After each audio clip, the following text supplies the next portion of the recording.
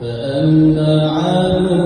فاستكبروا في الأرض بغير الحق وقالوا من أشد منا قوة أولم يروا أن الله الذي خلقهم هو أشد منهم قوة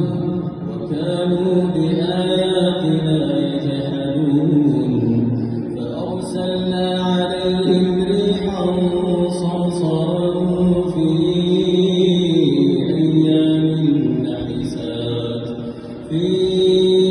أيام نحسات لنذيقهم عذاب الخزي في الحياة الدنيا ولعذاب الآخرة أخزى وهم لا ينصرون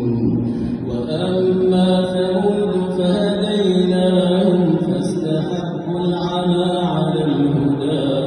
فأخذتهم صاعقة العذاب